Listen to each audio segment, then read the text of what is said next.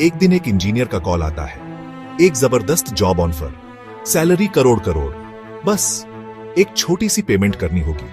वो हिसाब तुमने पहले सुने हो, लेकिन कभी सोचा है यह जॉब ऑफर तुम्हें पैसे दे सकता है या तुम्हें ही लूट ले जाएगा? यह कहानी है रिजू साहा की, एक टैलेंटेड इंजीनियर जिसका सपना था इंटरनेशनल एमएनसी में काम करना, लेकिन उस सपने ने उसके लिए एक खतरनाक जाल बिछा दिया। आज हम इस स्कैम की अंदर की सच्चाई ढूंढेंगे और सीखेंगे कि ऐसे स्कैम्स से कैसे बचा जा सकता है। स्टे ट्यून, क्योंकि आगे जो होगा वो सपने से ज्यादा डर और सच है। रिजू साहा सॉल्ट लेक, कोलकाता में रहता है। सॉफ्टवेयर इंजीनियर, स्टेबल जॉब, लेकिन उसके अंदर एक एम्बिशन, इंटरनेशनल एक्सपोजर, हाई पे। अगस्त 2025 में उसने एक जॉब पोर्टल पे अप्लाई किया। कुछ दिन बाद उसको एक एजेंसी का कॉल आया, हायरिंग एक्सपर्ट, जिन्होंने कहा कि उनके पास एक एमएनसी का टीम लीड रोल खुला है डबलिन, आयरलैंड में। सब कुछ बहुत प्रोफेशनल लगा, वेबसाइट, डॉक्यूमेंट्स, पॉलिश्ड ईमेल्स। यह टेक्निक सब स्कैम्स में यूज होती है, क्रेडिबिलिटी बिल्ड करना।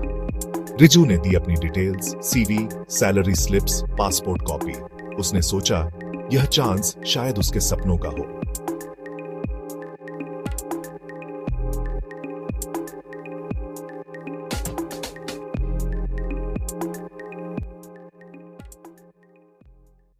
फिर शुरू हुए डिटेल्ड ऑनलाइन इंटरव्यूज, पहले टेक्निकल, फिर एचआर। सब फेक पैनिस्ट्स ने रिजू को टेस्ट किया। उन्होंने उसे इंप्रेस भी किया।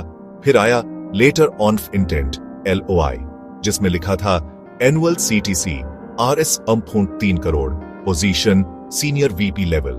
लेकिन उस LOI में कंडीशन थी, सिक्योरिटी डिपॉजिट या प्रोसेस फी देनी होगी, लगभग RS 5 लाख।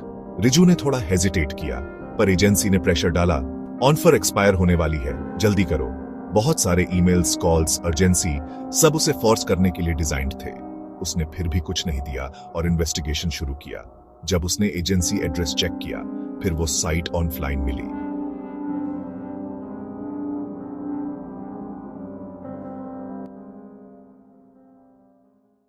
रिजू ने वापस कांटेक्ट किया, पूछा सैलरी रिलीज कर दो।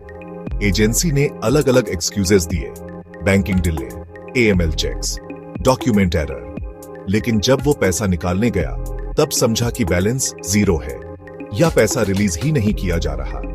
रिजू ने नोटिस किया कि कुछ क्लाइंट कंपनी के HR प्रोफाइल्स फेक हैं, वेब डोमेन रजिस्ट्रेशन रिसेंट है। तब उसने अपने नेटवर्क में चेक किया, कुछ और लोग भी कंप्लेन कर रहे थे। तब समझ में आया वो स्कैम का पार्ट बन गया है।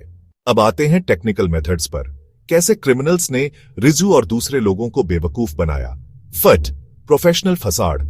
एजेंसी ने वेबसाइट बनाई जिसमें रियल कंपनीज के लोगोज, टेस्टिमोनियल्स डाले। 2, फेक इंटरव्यूज और HR पैनल्स, लोगों को इंप्रेशन दिया कि यह बहुत बड़ी कंपनी है। 3, upfront fees, security deposit trick, पैसा ले लो, ऑफर रोक लो। 4, प्रेशर और अर्जेंसी, ऑफर एक्सपायर होने वाला है, लिमिटेड सीट्स जैसा psychological trap. 5, identity documents misuse, जो लोग डॉक्यूमेंट्स दिए थे उनका मिसयूज हो सकता है। 6, डिसअपीयर, वैनिश, जब पैसा मिल जाए कॉन्टैक्ट कट करना, एजेंसी शट डाउन करना।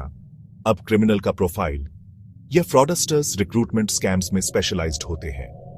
उनका नेटवर्क होता है, back end accounts, shell companies, fake identities. उनका गोल पैसे लेना, आइडेंटिटी डेटा लेना, फ्यूचर मिसयूज। कुछ अरेस्टेड केसेज में दिखाया गया है कि वो 4-5 अकाउंट्स यूज करते हैं, ट्रांजैक्शंस को लेयर्स में करते हैं और लालच से काम करते हैं।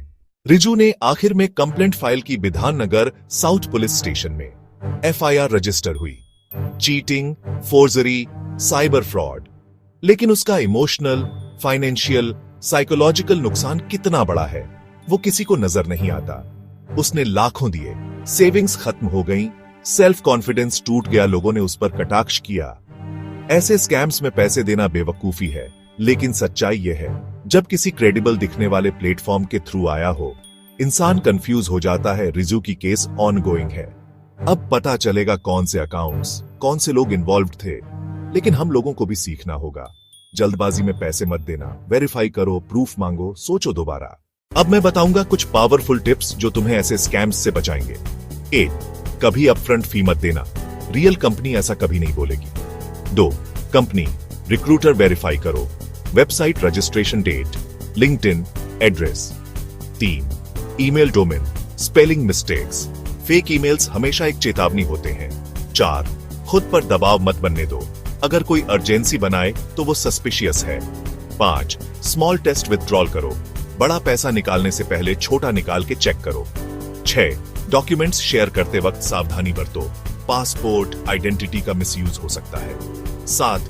FIR साइबर सेल में कंप्लेंट करो, जैसे रिजू ने किया। 8.